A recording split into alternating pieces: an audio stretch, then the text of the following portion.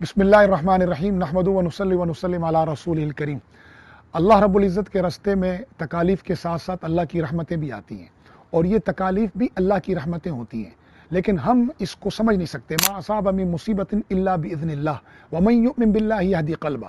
جو بھی اللہ کی طرف سے چیز اچانک پہنچتی ہے نا، وہ اللہ ہی کی طرف سے پہنچتی ہے، اور جس کا اس چیز پر ایمان آ جائے تو یہدی قلبہ، اللہ تعالیٰ اس کے دل کو ہدایت دیتے ہیں، سکون دیتے ہیں، اطمینان دیتے ہیں، راستہ دیتے ہیں۔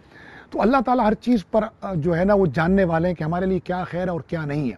ہم جب سے یہ سفر شروع کیا 3 تاریخ سے ہم تیونس کو پہنچے، پہلے ملیشیا پہنچے، پھر 3 کو تیونس پہنچے۔ تیونس میں پہنچنے کے بعد تربیت کے دوران، تربیت کے بعد جس طرح کے معاملات آتے رہے آپ اس سے پوری طرح واقف ہیں۔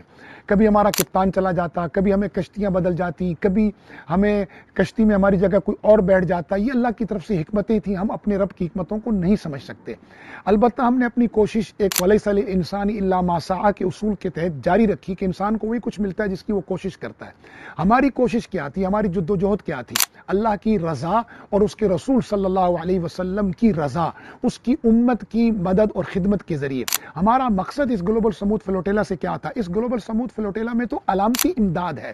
مقصد یہ تھا غزہ کے حصار کو توڑنا، مقصد یہ تھا کہ اس بدترین جاری نسل کشی کو، صہیونیت کی طرف سے جو نسل کشی ہو رہی ہے اس نسل کشی کو روکنا، یہ مقصد تھا ہمارا۔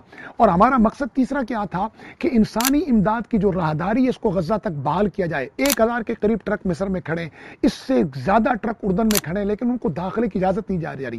الحمدللہ اس عالمی قافلہ استقامت کی بدولت اللہ تعالیٰ نے اس کے نتائج ظاہر کیے، لوگوں نے، ملکوں نے فلسطین کو تسلیم کرنا شروع کیا، غزہ کے مظالم دنیا کے سامنے آئے، عالمی دنیا بولنا شروع ہوئی، اور یہ 44 ممالک کے مسلم اور نان مسلموں نے مل کر تاریخ رقم کی۔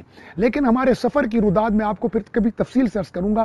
15 تاریخ کو ہم جب تیونس سے نکلے تو اس کے دوران بہت سارے مسائل آئے، لیکن اللہ کی رحمتیں رہیں، آپ کی دعاؤں کے سہارے، رسول اللہ صلی اللہ علیہ وسلم کی نسبت کے صدقے ہم پر رب کی مہربانیاں رہیں۔ لیکن سفر کے 6 دن آپ کے علم میں کہ ہماری کشتی کا انجن فیل ہو گیا۔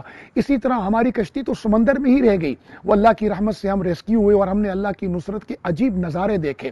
پھر ہمیں پتہ چلا کہ ہمیں وہاں سے لے کر سراکوزا، ایک جزیرہ ہے اٹلی کا، سسلی کا کنارہ ہے، وہاں ہمیں لایا گیا، اور وہاں ہمارے پہنچنے کے بعد وہاں پر ہمیں ایک عارضی اجازت نامہ ملا وقتی طور پر کہ آپ یہاں رہ سکتے ہیں۔ اس دوران ہماری جو اور کشتیاں خراب ہوئی تھیں وہ سراکوزا کے دوسری طرف یعنی سسلی کے دوسرے کنارے پر ایک اور پورٹ پر رکی ہوئی تھی مرمت کے لیے، جن میں ہماری جو ہے وہ آبزرور بوٹ بھی تھی اور دیگر کشتیاں بھی تھیں۔ ان میں سے 2 کشتیاں ناقابل استعمال ہو گئیں اور 2 انتظار میں رہے، لیکن وہاں ہم نے 20، 21، 22، 23 تک انتظار کیا لیکن نہ ہو سکا۔ پھر ہم نے اس امید پر، کہ کسی شاعر نے کیا خوب کہا ہے نا کہ ایک دیوانہ یہ کہتا ہوا ہنستا جاتا، ایک دیوانہ یہ کہتا ہوا ہنستا جاتا، کاش کے منزل سے بھی آگے کوئی رستہ جاتا۔ تو ہم وہ اپنی منزل غزہ سے بھی آگے جانا چاہتے ہیں۔ وہ کیا ہے؟ وہ اللہ کی رضا ہے، وہ رسول اللہ صلی اللہ علیہ وسلم کی خوشنودی ہے، وہ اس امت کا اتحاد اور وحدت ہے، وہ نحن الامہ کا تصور ہے، وہ رسول اللہ صلی اللہ علیہ وسلم کی امت کا غلبہ ہے۔ یہ ہماری اگلی منزل ہے۔ وہ منزل کیا ہے؟ ذوق شہادت، وہ ہماری منزل ہے کہ اللہ کی رضا میں ہم راضی رہ کر اس کے راستے میں قربان ہو جائیں۔ تو ہم تو اس دیوانے کی طرح ہے بھائی جو ہنستا ہوا یہ کہتا ہوا جاتا ہے کہ منزل سے آگے بھی کوئی رستہ ہے تو ہم وہاں بھی جانے کے لیے تیار ہیں۔ تو ہمیں پتہ چلا کہ بحر روم، جسے بحر ابیض بھی کہتے ہیں، بحر متوسط بھی کہتے ہیں، انگلش میں میڈیٹرین سی بھی کہتے ہیں، تو اس کو بحر متوسط اس لیے کہتے ہیں کہ 3 بر اعظموں کے درمیان ہے، یہ ایشیا، یورپ اور افریقہ کے درمیان۔ تو ہم افریقہ کے ملک تیونس سے نکلے تھے، جس کو جو ہے شمالی افریقہ کہا جاتا ہے، اور ہم مالٹا اور سسلی سے ہوتے ہوئے 120 ناٹیکل مائل پر ہماری کشتی کا انجن بند ہوا تھا۔ پھر ہمیں معلوم تھا کہ یہ روٹ کریٹی، جہاں پر ہمارے قافلے کا اگلا حصہ کھڑا ہے، جس میں ہمارے سابق سینیٹر مشتاق احمد خان صاحب اس حصے میں ہیں، تو وہ آگے تھے ہم سے قافلے میں۔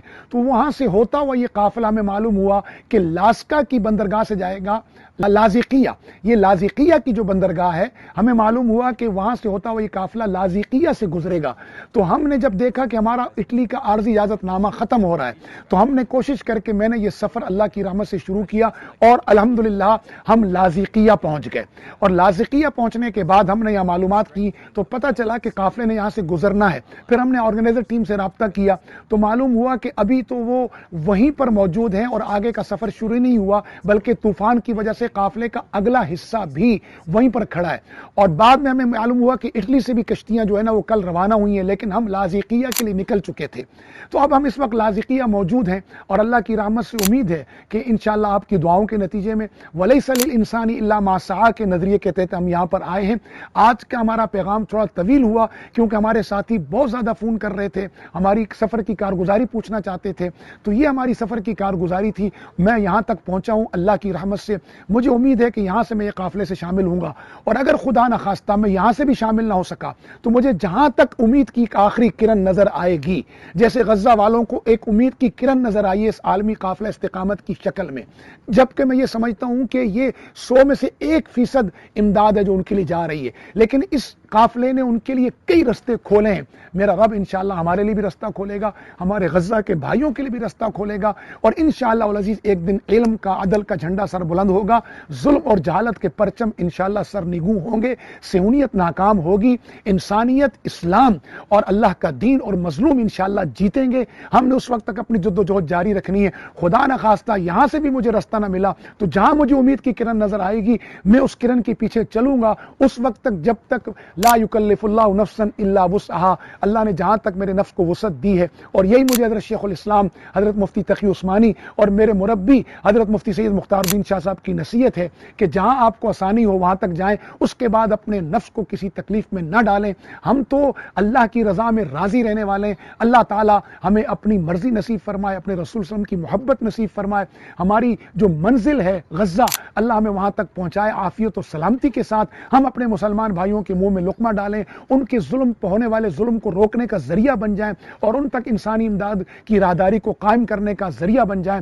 آپ حضرات کو یہ تفصیلی پیغام اس لیے نشر کیا کہ بہت سارے ساتھیوں کو بہت پریشانی تھی، مختلف خبریں چل پڑتی تھی، کبھی ڈراؤن ہوا ہے جی فلاں شہید ہو گیا، تو الحمدللہ ہم خیریت سے ہیں، لیکن اگر اس رستے میں ہمیں شہادت ملتی ہے تو میں یہ سمجھتا ہوں یہ اس رستے کا انعام ہے، اور اس کے لیے ہم نے ہمیشہ دعا کی اللہ سے کہ اللہم احینی سعیدن وامتنی شہیدن، اور یہ وہ مبارک مقام ہے جہاں سے صحابہ کے قافلے اس مقدس سرزمین سے گزرے ہیں۔ تو ہم بھی یہی دعا کرتے ہیں اپنے لیے بھی اور سب کے لیے بھی کہ اللہ ہمیں امت کی خدمت کے لیے قبول فرمائے، ہماری نسلوں کو قبول فرمائے، ہمارے اس عمل کو اللہ اخلاص نصیب فرمائے، اور اپنی بارگاہ میں اس کو اللہ شرف قبولیت عطا فرمائے۔ اللہم احینی سعیدن وامیتنی شہیدن، اللہم احسن عاقبتنا فی الامور کلہا واجرنا من خزی الدنیا وعذاب الآخرہ، اللہم آمین بجاہ النبی الکریم، آمین برحمتک یا ارحم الراحمین۔